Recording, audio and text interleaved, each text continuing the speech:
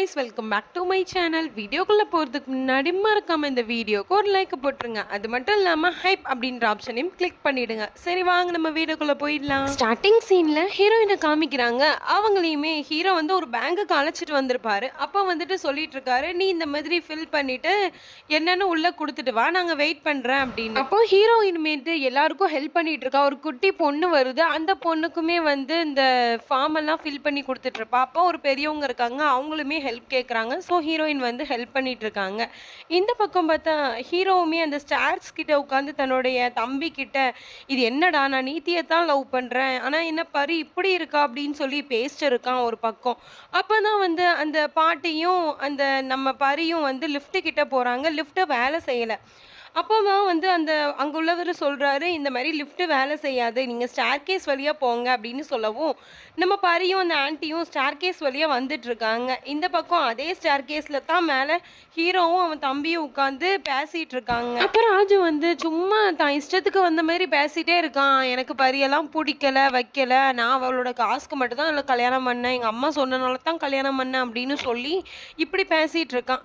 அப்போ வந்து சொல்கிறான், எனக்கு சுத்தமாக இன்ட்ரெஸ்டே இல்லை அப்படின்னு சொல்றது நம்ம பரி காதுல விழுந்துருச்சு. அப்ப அந்த பாட்டிக்காரவங்களும் சொல்றாங்க, இங்க பாருமா, உன் ஹஸ்பண்ட் சரியில்லை, அவனை பார்த்தா ஏதோ தப்பா தெரியுது எனக்கு அப்படின்னு சொல்லிட்டு இருக்கும்போது, அப்படிலாம் கிடையாது, என் ஹஸ்பண்ட் ரொம்ப நல்லவங்க அப்படின்னு சொல்லி அந்த இடத்துலயே தன்னுடைய ஹஸ்பண்டை விட்டு கொடுக்காம நம்ம ஹீரோயின் பேசிட்டு இருக்காங்க. அதுக்கப்புறம் வந்து அந்த கசின் வந்து பார்த்தாராம் நம்ம ஹீரோயின் வர்றதா. பார்த்துப்புட்டு டேய் பரி வாரா அப்படின்ற மாதிரி சொல்லும்போது, இல்லடா பரி எனக்கு ரொம்ப பிடிக்கும், பரி இல்லாத லைஃப் எல்லாம் என்னால் வாழவே முடியாது அப்படின்னு சொல்லிட்டு பிளேட்டை மாற்றியாடுறான். அப்போ ஒரு பக்கம் அவள் சிரிச்சிட்டு இருக்கா, சந்தோஷப்பட்டுட்டு இருக்கா. இதை பார்த்துட்டு அந்த கிளவியுமே நினைக்கி, இவன் என்ன டபுள் கேம் ஆடுவான் போலுக்கு அப்படின்னு நினைக்கி. அதுக்கப்புறம் பரியுமே வந்து மேலே அந்த ஸ்டார்கேஸ் வழியாக அங்கனக்குள்ளே போயிருப்பா. ஸோ அந்த பாட்டியுமே வந்து இவன் கிட்ட வராங்களா, வந்துட்டு இவன் வந்து கை கொடுக்குறான். ஸோ கை அந்த பாட்டி கொடுத்ததுக்கப்புறம், எப்பா நீ வந்து ரொம்ப பேடுப்பா அப்படின்னு சொல்லிட்டு அப்படி போயிடுறாங்க. அப்படி நம்ம ஹீரோயின் பரிக்கிட்டையுமே, நீ தயவு செஞ்சு இவனை மட்டும் நம்பாத, நான் சொல்கிறேன், எனக்கு என்னமோ இங்கே சரியாக படலை அப்படின்ற மாதிரி அவளை வான் பண்ணிட்டு அவங்களுமே போயிட்டாங்க. எப்படியும் இவங்க இத்தனை தடவை வான் பண்ணாலும் ஹீரோயின் என்ன ஹீரோக்கு சப்போர்ட் பண்ணாமையா இருக்க போகிறாங்க, நிச்சயமாக சப்போர்ட் பண்ணத்தான் செய்வாங்க. அப்படின்ட்டு வந்து ஹீரோவுமே ஹீரோயின் கிட்ட அப்படியே உட்காந்துருப்பான். ஸோ அதுக்கப்புறம் ஹீரோயின் சொல்கிறா, நான் இந்த மாதிரி என்னுடைய வேலையை முடிச்சிட்டேங்க, என்ன பாருங்கள், பேரெல்லாம் நான் எல்லாமே மாற்றிட்டேன் அப்படின்ற மாதிரி ஒரு பக்கம் சொல்லிட்டு இருப்பான். அப்போ தான் வந்து அந்த பேங்குக்கு யாரோ சரியாக தெரியாதவங்க, அதாவது கொள்ளைக்காரங்க கூட்டம் மாதிரி உள்ள பேங்க் வந்து ஹைஜாக் பண்ணுறாங்க. ஹீரோவும் ஹீரோயினும் மாட்டிக்காமல் ஒரு இடத்துல மட்டும் தனியாக உட்காந்துருக்காங்க. அப்போ வந்துட்டு ஹீரோயின் வந்து பார்க்குறான், அந்த இடத்துல எல்லாருமே கன்னை வச்சுட்டு உட்காருங்க உட்காருங்க அப்படின்னு சொல்லி மிரட்டிட்டு இருக்காங்க. ஹீரோயின் என்ன நினைக்கிறாங்க அப்படின்னா, ஹீரோயின் கூட ஒரு பாட்டியும் இருப்பாங்க, ஒரு குழந்தையும் இருப்பாங்க, அவங்களெல்லாம் சேஃபாக ஒரு இடத்துல வச்சுட்டு நம்ம எப்படியாச்சும் போலீஸ்க்கு ஃபோன் பண்ணிடணும் அப்படின்னு சொல்லி நினச்சிட்டு இருக்காங்க. அதே மாதிரிக்கெல்லாம் போலீஸ்க்கு ஃபோன் பண்ணும்போது கரெக்டாக நம்ம ஹீரோவும் அவனுடைய கசினும் மாட்டிடுறாங்க. அதனால இந்த பொண்ணு என்ன பண்ணுறா, நம்ம ஹீரோயின் என்ன பண்ணுறா அப்படின்னா, இந்த மாதிரி நான் சும்மா தான் ஃபோன் பண்ணேன் அப்படின்னு சொல்லி போலீஸ்காரவங்கள்ட்ட சொல்லியாரா.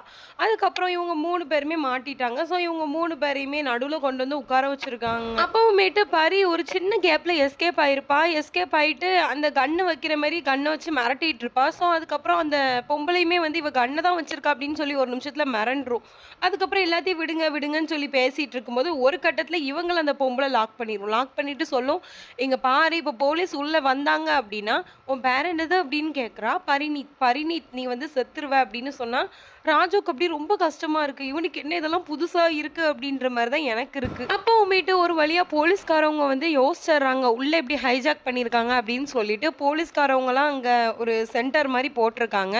போட்டுட்டு எப்படியாச்சும் உள்ள இவங்கள காப்பாற்றணும் அப்படின்னு சொல்லிட்டு கேமராவை ஆக்சஸ் பண்ண வழியை பார்த்துட்டு இருக்காங்க. இந்த பக்கம் ஹீரோ ஹீரோயின் அவனோட கசின் எப்படியோ அந்த கேங்கிட்ட இருந்து தப்பிச்சிருப்பாங்க. தப்பிச்சுட்டு ஒரு பக்கம் வந்து நம்ம ஹீரோயின் என்ன பண்றா அப்படின்னா, நம்ம நீத்திக்கு வீடியோ கால் பண்ணிடுறான். வீடியோ கால் பண்ணி இந்த மாதிரி நான் இங்கே இருக்கேன் அப்படின்னு சொல்லி சொல்லாமல் சொல்லிடுறா. அதுக்கப்புறம் நீதிக்கு ரொம்ப பதறுது, என்ன செய்கிறது அப்படின்னே தெரியலை.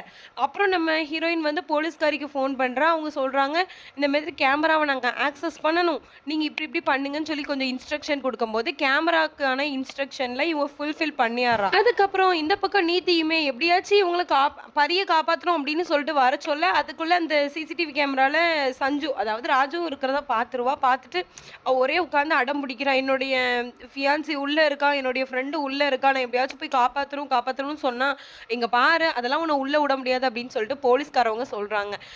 இது நம்ம நீதிக்கு என்ன பண்றதுன்னே தெரியல. உள்ள அதே மாதிரிக்குள்ள தான் அந்த ஒரு தீவிரவாதி இருப்பான்ல, அவனுக்கு கொஞ்சம் அடிபட்டுரும் கையில.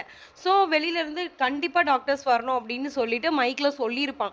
அதனால வந்து இங்க நர்ஸ் ரெடி ஆயிட்டு இருப்பாங்க, டாக்டர் ரெடி ஆயிட்டு இருப்பாங்க. நம்ம நீதி என்ன பண்றா அப்படின்னா நேரா நர்ஸு கிட்ட போய் நர்ஸ் இந்த மாதிரி எனக்கு நீங்க ஹெல்ப் பண்ணணும் அப்படின்னு சொல்லிட்டு நர்ஸோடைய அந்த கெட்டப்பை தூக்கி போட்டு வரா. அப்போ டாக்டருமே கேட்குறாங்க, யாருமா நீ புதுசா இருக்க அப்படின்னு சொன்னா, இங்க பாருங்க சிஸ்டர், அங்க வந்து நிறைய பேர் அடிபட்டிருக்கனால அந்த சிஸ்டர் அதாவது அந்த நர்ஸ் வந்து கொஞ்சம் அட்டன் பண்ண போயிருக்காங்க, நான் உங்க கூட வாரேன் அப்படின்னு சொல்லிட்டு இவ ஒரு பக்கம் சொல்லவும் அந்த டாக்டருமே நம்பிடுறாங்க. இவ இந்த மாதிரி உள்ள வந்துட்டு இருக்கா. இந்த பக்கம் ஹீரோவை பார்த்தா அவன் வந்துட்டு பரி எப்படியாச்சும் ப்ரொடெக்ட் பண்ணணும் அப்படின்னு சொல்லிட்டு ரொம்ப கஷ்டப்பட்டு எப்படியாச்சும் பரியை காப்பாற்றணும் அப்படின்ற மைண்ட் செட்டில் அவன் இருப்பான். அப்படி இவனுமேட்டு அந்த தீவிரவாத கும்பல் கிட்ட மாட்டிடுவான். ஸோ அவங்களும் கண்ணை வச்சுட்டு இருப்பாங்க. பரி எப்படியாச்சும் காப்பாற்றணும் அப்படின்னு சொல்லிட்டு தன்னுடைய ஹஸ்பண்டான நம்ம ராஜுவை வந்து காப்பாற்றிடுறான். காப்பாற்றிட்டு நம்ம ராஜுகிட்ட சொல்லிட்டு இருக்கா, நீங்கள் வந்து ஏங்க இப்படி பண்ணுறீங்க, நீங்கள் ஒரு இடத்துல இருக்க மாட்டீங்களா, என் அப்பாவும் இந்த மாதிரி ஒரு சுச்சுவேஷனில் தான் அவர் வந்து இறந்து போனார், அவரை சுட்டுட்டாங்க, எனக்கு அவ்வளோ கஷ்டமாக இருக்குது,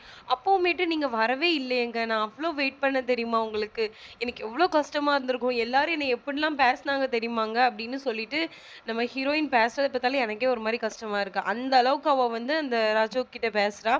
அதுவுமே அவனுக்கு புரியலை. அவன் ஃப்ரெண்டுக்காரங்கிட்ட என்ன தெரியுமா சொல்கிறான், எனக்கு இவ்வளோ பிடிக்கவே இல்லை, ஆனால் ஏன் தான் இவ இப்படி துருன்ட்டு வாரான்னு எனக்கு சுத்தமாக தெரியலை அப்படின்னு சொன்னால் அவன் சொல்கிறான், எங்க பாடுறா உங்களுக்குள்ள ஏதோ ஒரு கனெக்ஷன் இருக்குது, அது கண்டிப்பாக எனக்கும் தெரியும், நீ பிடிக்கலன்னு விலகி போறியே தவிர அவள் வந்து சாகட்டும்னு விட மாட்டேங்கிற, அவளை காப்பாற்றணும் அப்படின்னு தான் நிற்கிற. இப்போ பாரு இந்த குள்ளக்கார கும்பல் கிட்ட மாட்டினதும் கூட அவளை நீ ப்ரொடெக்ட் பண்ணிட்டு இருக்க, அப்போ உனக்கு இதுலயே புரியலையா, அவள் தான் உன்னோட ரியலான பேர், உனக்கு புரிஞ்சுதா அப்படின்னு சொல்லி கேட்டா, இங்க பாடுறா நீதியெல்லாம் என்னால் விட முடியாது, எனக்கு நீதியை தான் பிடிச்சிருக்கு, எனக்கு பரிய பிடிக்கல, ஸோ நீ நல்லா புரிஞ்சுக்கோ அப்படின்னு சொல்லிட்டு இவங்க ஒரு பக்கம் பேசிட்டு இருக்காங்க. அப்படி பேசிட்டு இருக்கும்போதே ஹீரோயின் என்ன பண்றா அப்படின்னா சேரை போட்டு வெளியில எப்படியாச்சும் வழி இருக்கா போயிடலாமா அப்படின்னு சொல்லி பார்க்க சொல்ல அவளுடைய கால் ஸ்லிப் ஆகி கீழே விழ பார்க்குறான்.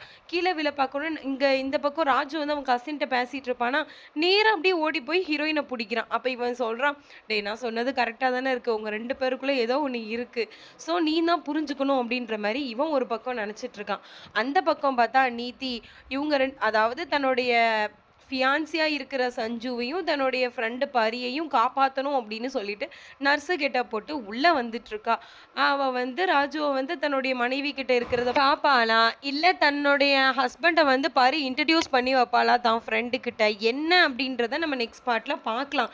இந்த பார்ட்டி எப்படி இருந்துச்சு அப்படின்னு சொல்லிட்டு எனக்கு கமெண்ட்ஸில் சொல்லுங்கள். மறக்காமல் நம்ம சேனலை சப்ஸ்கிரைப் பண்ணிக்கோங்க அண்ட் ஃபாலோ பண்ணிக்கோங்க. நெக்ஸ்ட் வீடியோவில் உங்களை சந்திக்கிறேன். அது வரைக்கும் பை ஃப்ரெண்ட்.